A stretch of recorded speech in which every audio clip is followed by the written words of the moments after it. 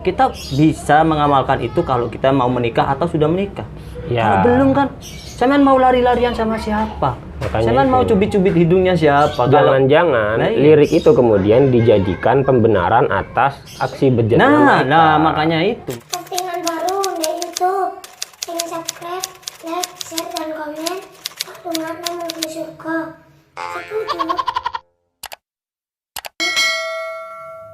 Assalamualaikum Kocok-Kocok Guyon. Nah, pada kesempatan kali ini di tema cerita santri kita kedatangan tamu nih. Monggo dipersilakan. Ya, saya Muhammad Rifki Al-Mahmudi, kelahiran Bangkalan, 20 tahun hijrah ke Sidogiri. 20 tahun hijrah. 20 tahun hijrah ke Sidogiri. Jadi kalau dihitung-hitung lebih lama stay di Sidogirinya daripada di tempat kelahiran. Oh iya. Kebetulan, bukan kebetulan ya, memang kita ditakdirkan bersaudara ya, apa istilahnya lebih tepatnya sepupuan ya. Ya, ibu uminya antum sama ibunya anak ya. Ya. Adiknya. Sekolah ya. Ya. Jadi ibu saya lebih pernah tua, berarti mbaknya gitu ya. Betul. Oke, nah kesibukannya hari ini sekarang ini lagi apa nih? Sekarang lagi lockdown. Oh iya, makanya ini kan kita jaga jarak, jaga jarak ya, social distancing. Sudah saya ukur sih tadi berapa kilan gitu. Betul. Ini gimana kesibukannya sebenarnya? Kemarin-kemarin atau yang kemarin-kemarin sih ya masih di Al-Miftah juga, cuman di Al-Miftah metode baca kitab. Al-Miftah baca kitab, Al-Miftah baca kitab punyanya Pondok Sidogiri. Kemudian juga kemarin di Milad. Di Milad, Ikhtibar. Ikhtibar ya. Sidogiri juga. Sidogiri. Milad yang ke-283 di Sidogiri. Oh, yang ada opening pembukaan apa istilahnya logo yang heboh Launching, itu ya, launching logo. Betul. Itu baru pertama kali tuh kayaknya antum yang bikin ini ya. Insya Allah itu baru pertama. Pertama kali. Pertama kali ada launching yang sifatnya kita memang lebih mengapresiasi orang-orang yang masyarakat internal daripada yang kemudian di show up di dunia sosial media dulu. Oh, itu gebrakan baru sih, bagus sih. Terus selanjutnya gimana itu? Setelah launching? Setelah launching ya kemudian step by step acaranya sudah mulai jalan hingga akhirnya kemudian H-20 ada keputusan untuk di cancel. H-20 hari maksudnya? H-20 ke hari H. Ke hari H. Ya. H-20 ke hari H itu kemudian ada keputusan dari majelis keluarga untuk kemudian kegiatan milad divakumkan karena faktor ya, yang sekarang kondisi yang sekarang ini ya, pandemi apa pandemik sih sebenarnya kurang tahu juga ya, kayaknya pandemi internasional gitu mungkin bahasanya. Jadi untuk mengantisipasi daripada lebih nanti kondisinya lebih gimana ya yang benar ini kan kayaknya lebih dipercepat pulangannya dan semua pesantren juga betul. Ya? Jadi gini, keputusannya itu betul-betul serba mendadak. Jadi H-20 ke acara milad itu kemudian ada informasi dibatalkan, kemudian santri dipulangkan 12 hari lebih awal dari semestinya. Saya hitung sih 12 apa 13? 12 sih, karena tanggal 8 teman-teman untuk pulang. Iya, kayaknya bukan hanya ya. pesantren Sidogiri juga. Iya. Lirboyo, Langit, banyak semuanya rata-rata. Itu kayaknya memang sudah apa istilahnya ya, sebagai bentuk sam'an atau atan sama instruksi pemerintah juga. Jadi itu bagian dari yang harus kita nikmati juga. Dan itu juga kan sebelum ada ini kan PSBB kan? Belum, makanya daripada nanti semakin gimana ya situasinya semakin mengkhawatirkan daripada nanti dilarang kemana-mana. Wah itu pasti kacau tuh balau. Jadi sebenarnya untuk awal mula dari panitia milad itu menerima informasi terkait pembatalan itu sebenarnya kan nggak langsung yang apa istilahnya mau ditiadakan atau ditunda, itu tidak. Jadi informasinya memang betul-betul milad ditiadakan gitu bahasanya. Ditiadakan. Ya, jadi ditiadakan sih bahasanya itu kan berarti gantung dalam artian kita sudah banyak kontrak yang sudah kita teken juga. Beberapa vendor juga sudah siap dan bahkan kita juga sudah istilahnya dana masuk kan? Dana sudah masuk. Ya, itu ya ada hikmahnya juga sebenarnya. Setelah kemudian divakumkan, akhirnya kita juga harus belajar bagaimana kemudian cara menghubungi kembali vendor dalam bentuk pembatalan.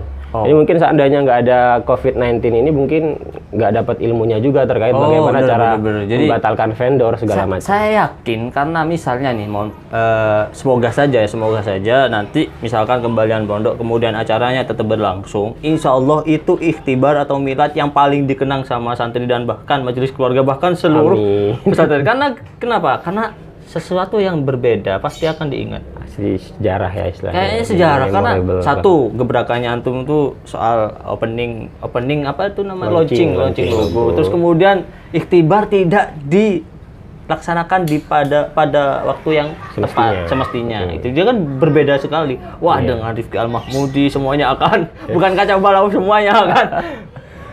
Beda sendiri lah kira-kira. Jadi gini maksudnya, teman-teman sampai itu kalau istilahnya kalau santri kan biasa dengan gojlok-gojlokan gitu kan. Jadi kayak apa istilahnya ketua milad dimisioner itu yang 282-nya itu yang istilahnya sering gojlokin gitu. Milad tergagal gitu kan. Tapi itu sebenarnya itu dibuat acuan saja. Iya, sebenarnya sebagai motivasi sebenarnya untuk kemudian bisa bikin acaranya bisa lebih diterima di masyarakat gitu. Kalaupun misalkan nih dalam keadaan seperti ini antum merasakan sesuatu yang seperti ini ribet, ruwet karena ada kondisi yang menuntut, ya itu juga jadi pembelajaran bagi misalkan ada ketua milad lagi di tahun setelahnya, bukan? Iya, tahun-tahun. Iya, kan belajar juga bagaimana kalau kondisi ini datang lagi. Ya, kan gitu. Betul. Jadi sangat banyak hikmahnya, tapi ya juga pusing kepala kan pastinya. Ya karena ya gitu kan pernah juga kan curhat ke saya. Ini doakan katanya. Takutnya ini juga enggak jadi kan pernah bilang gitu ke saya. Makanya iya juga ya Rifki ketua ya apa sumpeke gitu. Ya, jadi betul-betul waktu itu pikiran sudah sangat kalut, kemudian ya gimana semuanya sudah sebenarnya di H-20 itu kalau dibilang acaranya sudah siap, teman-teman sudah sangat siap. Jadi misalkan tiba-tiba ada keputusan baru misalkan mau dilaksanakan di Syawal misalkan, ya itu teman-teman mintanya ke kami untuk menyiapkan acara butuh waktu kurang lebih 2 pekanan untuk latihan lagi baru kemudian perform kayak gitu. Ya, pastinya. Tapi kalau misalkan Syawal pun dilaksanakan miladnya, kira-kira tuh ke semua kalender pendidikan gitu. Itu tuh berdampak serius tuh kayaknya. Tentunya berdampak. Pelajaran ke semuanya ya, persiapan apa. Tapi makanya sebenarnya kan karena memang ini juga keputusannya setelah semula bahasanya itu adalah milad ditiadakan, tapi kemudian Hamin sekian libur santri itu kemudian ada keputusan baru ditunda, maka kemudian penundaannya itu kita pun juga belum tahu. Penundaannya itu pun kalau dari koordinator milad itu menyampaikan nanti kita susun lagi, panitia nyusun ulang, reschedule semua kegiatannya, sekiranya nanti dari reschedule yang dirancang oleh panitia itu bisa dijadikan acuan untuk dimaturkan kembali untuk penetapan waktunya. Benar. Semoga aja nih, ini Ramadan kurang berapa hari nih ya? Kurang H-7 kayaknya ya. Iya, makanya seminggu lagi loh Ramadan tiba. Tiba-tiba Ramadan. Dan seperti ini ya kondisinya kan, ya apa ya? Orang milad aja kalau misalkan Syawal, kayak Syawal 1 bulanan lebih dikit ya. Dan virus ini masuk di Indonesia masih kira-kira berapa pekan? 2 pekan? Belum sebulan ya? Sudah, kalau PSBB-nya sendiri sebenarnya kalau informasinya itu sudah masuk di 4 pekan sih. 4 pekan, berarti 2 bulanan. Kalau di ibu kota itu, tapi kalau di daerah Jawa Timur belum. Orang minimalnya aja 3 bulan. 3 bulan aja Idul Fitri kayaknya kena libas tuh kayaknya. Iya. Tarawih itu gimana tuh ya Allah, semoga ini cepat harapan kita bersama bener-bener gitu kan, jadi betul. Acara semuanya tuh ya tahulah semuanya nih ya, lagi-lagi konco-konco guyon agar semua ini cepat selesai. Kita harap sih jenengan semuanya tidak keluar rumah ya, jaga-jaga gitu. Jaga-jaga di rumah meskipun bosan dipertahankan, nyari aktivitas apa gitu, lebih banyak waktu untuk keluarga itu kan juga baik ya. Jangan hanya ke teman-teman, apalagi santri yang pulang-pulangan kan gitu, biasanya meluapkan ekspresi bebasnya pulang itu sama teman-teman meluyur kemana. Mumpung sudah nggak terikat dengan peraturan gitu. Mending ya ngumpul sama keluarga gitu ya. Pokoknya jaga-jaga kesehatan di rumahnya, bersih-bersih, maksudnya jaga kebersihan juga. Dan kalau keluar terpaksa ya pakai masker, kira-kira seperti itulah. Oke, Karena memang ini kondisinya seperti ini, memang apa namanya lagi isunya virus juga sebenarnya ada ini juga sih yang lagi viral gitu kemarin-kemarin ya ada virus, ada lagu gitu kemarin yang di masalah lagu Aisyah itu Aisyah istri Rasulullah itu kayaknya lagi viral banget, bahkan katanya nih di dunia manji itu sampai di Indonesia pertama kali trending 13 dari 1 nomor sampai 13 cover semua, cover semua 13 trending, enggak maksudnya 1, 2, 3, 4 terus kemudian 5, 6, 7 nya enggak, bukan itu terus 8 sampai terus sampai 13. Jadi maksudnya dari sekian trending itu 13 diantaranya cover. Iya, cover semua. Enggak ada yang apa namanya official asli. Ya. Dan lagi waktu itu kan ditelusuri sama Anji Manji itu, dunia Manji itu katanya lagu Istri Rasulullah ini sebenarnya lagunya judulnya Aisyah. Dan itu dari Projector Band dari Malaysia. Dari Malaysia, benar. Klip videonya tuh anak kecil dan kisah liriknya itu soal putus cinta, putus nyambungnya cinta. Itu pun tidak tidak menggambarkan religius sama sekali tidak. Iya, benar. Lalu kemudian diadaptasi liriknya sama Mr. B kalau nggak salah. Terus kemudian tetap judulnya Aisyah, kemudian liriknya diadaptasi, kemudian didedikasikan kepada istrinya yang namanya juga Aisyah. Itu ceritanya. Lalu kemudian ya mungkin karena dia bahasa suami ke istri ya menggunakan hadis mungkin ya barangkali biar lebih gimana gitu ya. Jadi kisah Rasul sama Sayyidah Aisyah itu dibuatkan lirik sama beliau. Beliau kayaknya juga bukan hati-hati ya referensinya jadi hadis-hadis gitu loh. Tapi bisa jadi sebenarnya mengadaptasinya itu karena memanfaatkan momen juga. Ini kan sudah hampir-hampir Ramadan. Jadi industri musik religi itu sudah mulai curi-curi pasar gitu.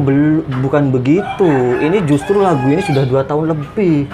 Yang di Projector Band iya. Di Projector Band dan Mr. B juga. Yang liriknya diganti Aisyah itu 2 tahun setengah juga. Coba dicek. Gitu. Nanti ya di deskripsi saya akan cantumkan linknya. Kalau memang mau bukti, di situ Mr. B, tidak tahu siapa, Hasbi gitu namanya kalau tidak salah. Projector B itu namanya siapa? Nanti saya taruh di deskripsi. Juga coba didengarkan siapa tahu nanti saya yang salah. Tapi boleh. saya yakin nanti saya cek juga. Ya, saya yakin tuh Mr. B memang mendedikasikannya atau mengadaptasi lagu itu 2 tahun lebih. Tapi sekarang mungkin lagi orang itu mengulik-ngulik yang dekat sama Ramadan, orang Indonesia. Sebenarnya itu lagu Malaysia. Projector Band-nya kan Malaysia. Iya, Projector Band dan Mr. B juga Malaysia semuanya dua-duanya. Kemudian sama orang Indonesia di cover dan lagunya di slow. Awalnya tuh rada ngebeat. Temponya lebih slow. Temponya lebih ngebeat. Awalnya di Malaysia, kemudian di slow, kemudian Nisa Sabian dulu sebenarnya. Kemudian yang lagi ini kontra itu, pro kontranya itu punya Syakir Daula itu. Kan dia pakai official musik seolah-olah miliknya dia. Itu kan yang diulas sama Manji. Katanya sudah bayar atau beli lisensinya gini-gini. Ternyata didatangi sama Projector Band ke dunia Manji, enggak ada apa-apa gitu. Kan kacau nih berarti lagunya. Soal lagu saja seperti itu. Nah, menurut jenengan gimana soal lirik sih? Sekarang bahas soal lirik. Soal lagu sudah soal lirik ya terlepas dari apa istilahnya ya mungkin gini, orang tertarik untuk membahas sampai ke liriknya itu mungkin gara-gara sudah kadung viral. Jadi karena viral itu kemudian perlu dikoreksi juga sehingga kemudian kalau yang ditanya itu saya pribadi dari sisi lirik lagu sebenarnya di situ kesan vulgarnya terlalu nampak. Oh iya, benar. Kesan vulgarnya terlalu nampak dan kita harus tahu sebenarnya untuk ini terlepas dari ini apakah kemudian dimaafkan, maksudnya dimaafkan dalam tanda kutip itu dimaklumin untuk hal-hal yang sifatnya sastra atau tidak, tapi yang jelas mendeskripsikan wanita dengan menggambarkan fisik itu kan sebenarnya tidak apalagi Ummul Mukminin lebih. Sekarang kan gini, ini saya cocok sama ini pendapatnya Buya Yahya. Coba lah kita apakah bisa mensifati jasad atau fisik orang tua kita, mbak kita, soal bibir, soal ini, kan nggak mungkin. Orang yang akalnya waras dan punya hati yang bersih, ya bukan bersih yang selama dia tidak terlalu ngeres atau gimana, ya pasti tidak mungkin sanggup lah mendefinisikan sifat-sifat orang tua, apa istri, bukan istri, apa namanya, mbak, adik, orang yang kita pokoknya anggap terhormat lah iya, ya. memuliakan wanita. Kan seperti itu tuh gimana lah. Kalau Ya, saya dampak betul. lagu ini karena dipublish apalagi trending, ya dampaknya ke pemuda-pemudi, Iya. iya beneran remaja-remaja itu. Itu kan kalau misalkan mereka menyanyi-nyanyi lagu itu, sedangkan itu sebenarnya liriknya di lingkup pasangan suami istri. Tidak semua orang mendengarkan itu pasangan suami istri. betul. Apalagi remaja-remaja. Nah, remaja-remaja kan masih, mohon maaf ya, kita di Indonesia sudah sangat biasa sekali dengan sebutan pacaran. Nah, di lirik itu sudah kayak menggambarkan harmonisnya Nabi, itu wajar. Kita bisa mengamalkan itu kalau kita mau menikah atau sudah menikah. Ya. Kalau belum kan, Semen mau lari-larian sama siapa? Makanya Semen mau itu. cubit-cubit hidungnya siapa? Jangan-jangan Nah, iya. lirik itu kemudian dijadikan pembenaran atas aksi bejat mereka. makanya itu yang lirik-lirik nggak benar itu, lirik-lirik itu takutnya sama remaja-remaja disalahgunakan, padahal itu sudah statusnya suami istri, bukan hanya hubungan pacaran. Contoh ya, misalkan ada temen ya pacaran, kemudian dia pegang-pegang hidung. Nah, iya. Kenapa? Kok pegang-pegang hidung sih? Nyontoh Rasulullah kan Rasulullah di itu. situ. Dari mana takutnya tahu? Dari lagu itu. Nah, bisa iya, jadi kayak takutnya gitu. gitu. Makanya dari itu kalau misalkan cubit-cubitan, lari-larian, nganu apa lah gitu. Ya, Minum dari bekas bibir. nah, kalau sambil seperti Anda misalkan mau minum bekas bibirnya siapa? Ya itu. Nah, itu makanya ya tambah ngenes bagi para jomblo-jomblo yang menahan emosinya. Ya itu juga. Mendengarkan lagu itu kan. Makanya yang lebih nggak benar ketika kemudian itu dijadikan jadikan alasan untuk pembenaran dari atas kelakuan-kelakuan yang tidak islami. Apalagi kalau misalkan mereka berdalih, ini kan berarti pacaran islami. Pacaran islami itu tidak ada. Tidak ada. Oh, setelah nikah ya sudah, itu bukan pacaran, namanya pernikahan. pernikahan. Tidak bisa dong pacaran islami setelah pernikahan. Ya Iya. bukan pacaran, Nggak itu bisa. pernikahan. Ya kalau misalkan antum-antum sudah terlanjur, kalau memang kan ada ilmu itu memang sesuai dengan apa namanya, sesuai dengan usianya, sesuai dengan apa Pastinya namanya, ya. ya dia ini usia berapa, dengan memang ilmu itu kan tidak sembarangan dikasih. Misalkan Iya. anak kecil mau belajar, mohon maaf ya kita sebut Mantik gitu, Fathul Pak. Izar misalnya, atau Qurratul, nah yang gitu-gitu kan tidak mungkin kan. Iya, Itu ada bisa istilahnya. dipelajari tapi untuk privacy. Betul. Lagian itu kan kehidupan privasinya Kanjeng Nabi. Kalau kita pelajari dengan melihat buku sendiri, itu masih mungkin wajar, bisa. Wajar. Apalagi mau menjelang menikah, Iya, belajar jadi, bagaimana cara berhubungan di rumah tangga kan gitu. Untuk mengilmui diri kayak gitu, itu untuk Bener. persiapan. Mempersiapkan. Tapi kalau misalkan seperti ini jadi trending lagunya, ini kan sangat berpotensi sekali untuk disalahgunakan, menurut saya gitu. Iya. Tapi ada gini juga sebenarnya terkait lagu ini juga.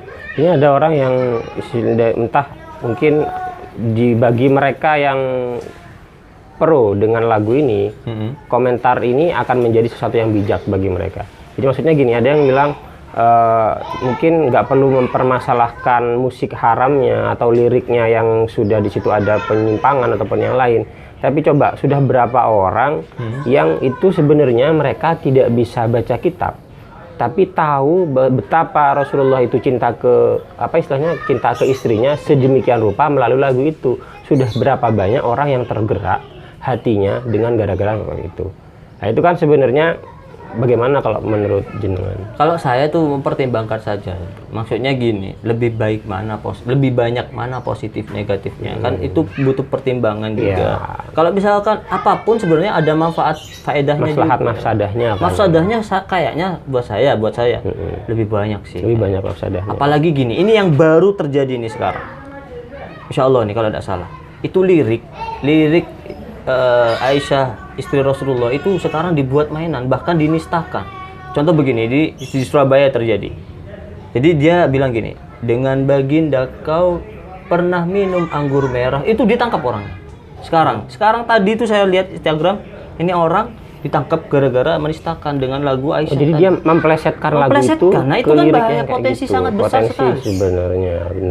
Dengan baginda kau pernah minum anggur merah, itu sampai ketawa-ketawa, katanya itu diposting di story dan kemudian jadi heboh dan ditangkap.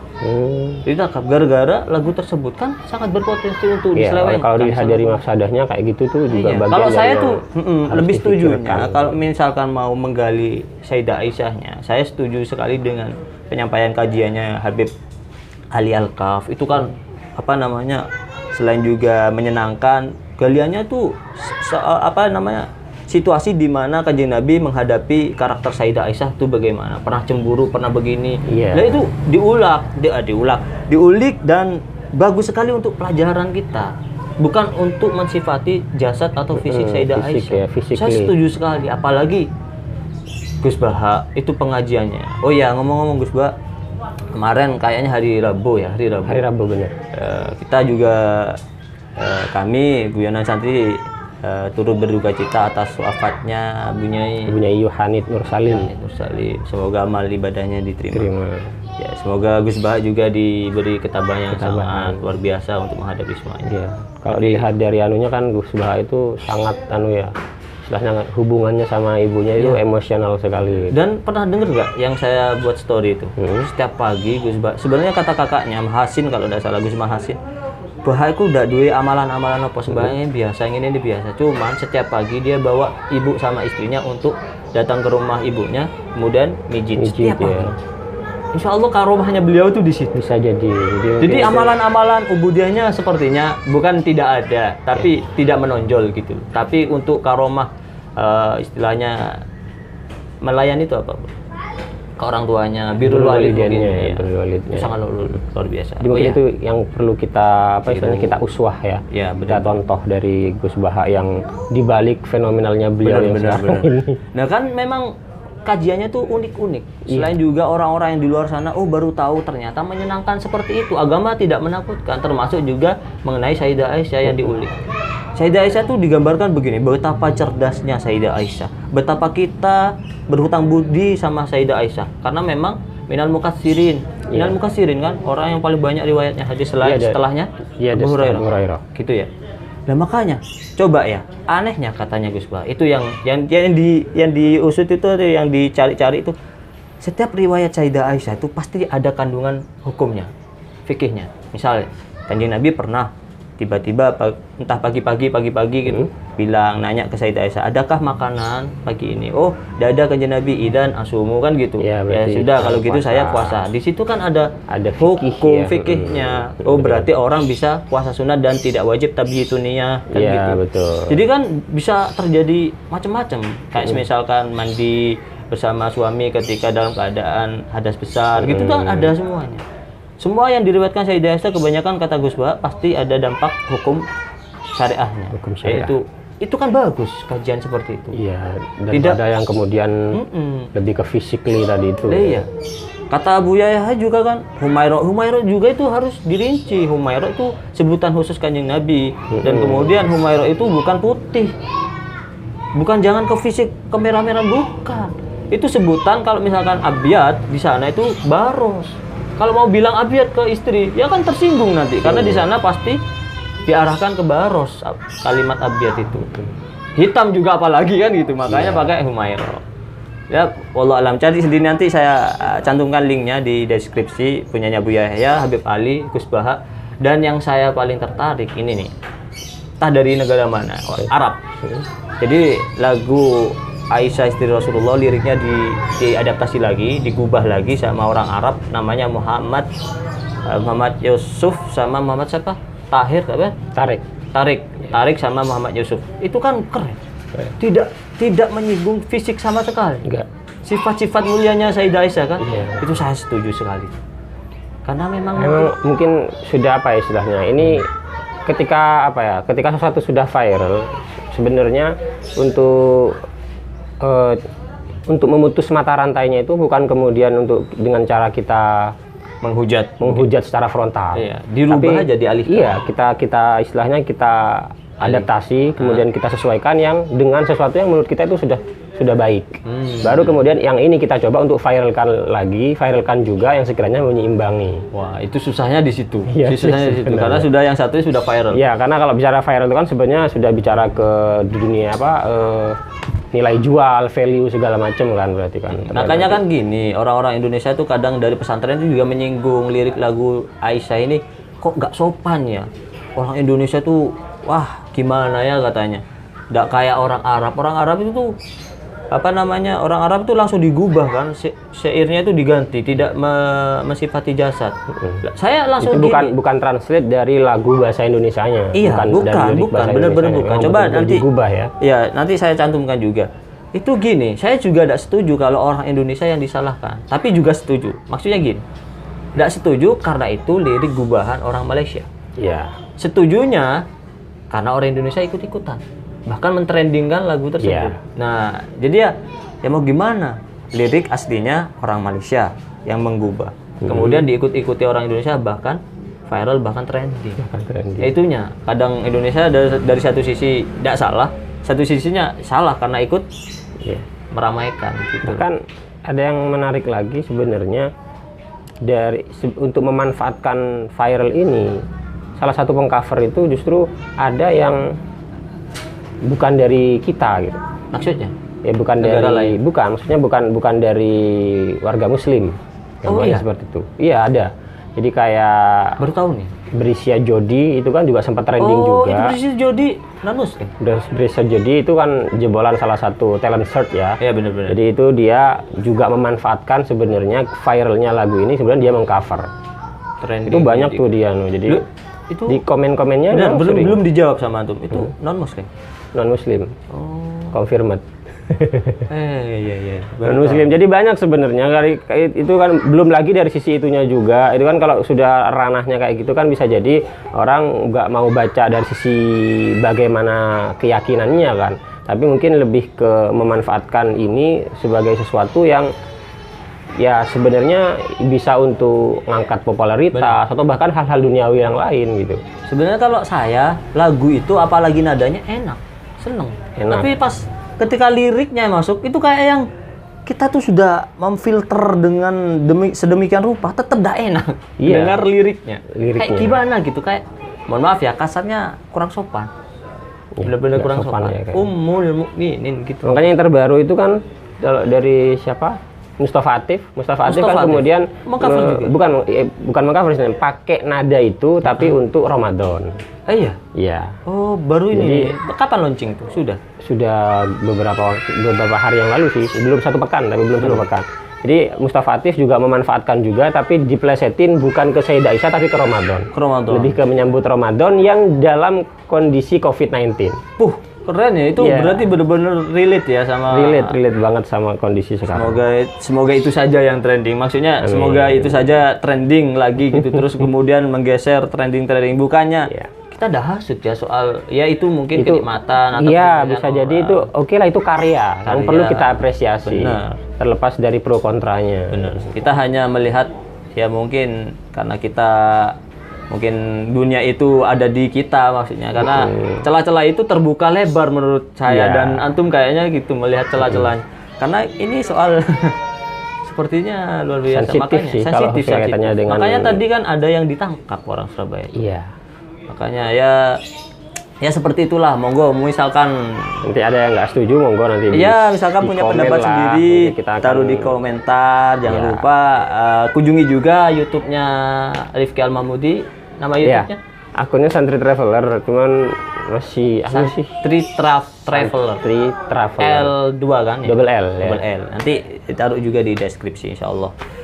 Terus kemudian kelanjutannya nih mau soal apa postingannya yang di YouTube-nya tuh? Sebenarnya gini, kalau kenapa milihnya nama Santri Traveler? Jadi kan sebenarnya gini, Santri Traveler itu kalau gambaran saya, idealismenya itu adalah traveling ala santri. Wah, ya apa ya? Gimana? Soan-soan gitu ya? Iya, jadi traveling ala santri itu ya bisa jadi nanti ya kayak soan-soan, berburu sanad keilmuan gitu kan, soan dari satu ulama ke ulama lain. Bisa jadi mungkin juga nanti ke apa ya, yang sempat juga rame itu kayak ziarah-ziarah ke makam-makam aulia dan para ulama itu. Cuman itu dulu memang sempat hobi hal-hal yang kayak gitu. Yang mestinya kan itu hal positif, mestinya nggak harus dijadikan hobi kan, mestinya jadi keharusan. Tapi lama-kelamaan kemudian kenal sama temen yang juga hobi traveling, tapi travelingnya lebih ke yang kayak ke apa, Alam-alam, wisata-wisata kayak gitu. Jadi ada arah kiblatnya pindah nih, apa gimana? Iya, nanti akan dikomben ke situ tuh. Oh ya. Jadi Santri Traveler itu dibuatnya tanggal berapa tuh? Santri Sudah Traveler itu kalau nggak salah 2016 sudah mulai bikin, karena sebenarnya isengnya gini, tahu film namanya Hijab Traveler. Oh, Hijab Traveler. Nah, itu kemudian kayak saya kok kemudian muncul ide, kenapa nggak saya bikin dulu namanya, brandingnya dibikin dulu, nanti masalah konsepnya belakangan. Jadi kemudian muncul nama Santri Traveler. Jadi ya kisaran memang berbau travel tapi yang islami gitu. Ya, yang ala-ala santri. Ya berharap bisa kayak Zawin lah. Oh, Zawin. Itu salah satu yang menginfluence Zawin Nur. gitu. Bener. Dia suka nanjak tapi dia keren sih. Sampai pakai ilmu sorof kan pembukanya opening. Ya kan? Komana ya kumunu komenan hawa kominun yang gitu-gitu tuh kan. Betul. Keren. Jadi seandainya nggak ada hak ciptanya saya pakai juga. Benar. Oke, untuk pertanyaan terakhir nih buat Rifkal Mahmudi. Bagaimana menurut jenengan video-video yang Guyonan Santri buat gitu loh? Iya. Maksudnya kesannya atau juga bisa ngasih pesan juga buat kedepannya semoga bisa agar bisa lebih baik lagi. Iya. Guyonan Santri itu terlepas dari memang kita saudara ya. Jadi kalau saya boleh kasih, sebenarnya pertama saya pengen apresiasi dalam artian jarang banget sebenarnya pihak-pihak yang mau mengambil ranah ini untuk mengedukasi. Memang Guyonan Santri itu kontennya guyon, tapi di balik guyonnya itu sebenarnya terselip pesan-pesan edukasi yang sebenarnya pengen ngajarin itu, tapi bukan itu yang ditonjolin. Jadi bukan ilmunya yang ditonjolin, tapi itu kalau menurut saya justru apa ya, kita pengen ngajak bareng gitu semua orang untuk mari kita juga berkarya, khususnya untuk hal-hal mengisi apa istilahnya konten-konten YouTube itu dengan sesuatu yang positif, dengan sesuatu yang bisa kita sesuaikan dengan hobi kita, biar apa konten YouTube itu nggak berisi hal-hal yang menurut saya itu kurang bermanfaat gitu. Ini yakin terlepas dari hubungan persaudaraan? Sebenarnya ya. Beneran. Coba lebih objektif. Itu objektif sudah. Ya, itu sangat gini. Kalau itu objektif, subjektifnya sebenarnya adalah karena saya nggak pernah diajak syuting. Yakin mau nih. Jadi sebenarnya dari dulu tuh pengen gabung Guyonan Santri, cuman ya karena masih belum ditakdir. Belum. Memang saya tahu sendiri lah. Nah, untuk pesannya atau mungkin saran, masukan dan lain sebagainya lah. Iya. Untuk pembaikan sebenarnya sejauh ini dengan apa istilahnya dengan fasilitas yang seadanya itu, benar. Ya kan tetap istilahnya kualitas anunya mungkin perlu ditingkatin. Sarana Sarananya perlu ditingkatin. Oke, barangkali ini sudah cukup berarti ya. Ya. Oke. Terima kasih. Untuk salamannya Bil Kulub. Iya, sama-sama. Terima kasih sudah didatangkan ke Guyonan Santri. Oke, terima kasih. Oke, terima kasih Kocok Guyon. Nanti cek aja linknya di bawah di deskripsi. Juga jangan lupa komentar pendapat kalian tentang pembahasan barusan. Dan sekian dulu. Rifkal Mahmudi, terima kasih banyak. Sama-sama. Assalamualaikum warahmatullahi wabarakatuh.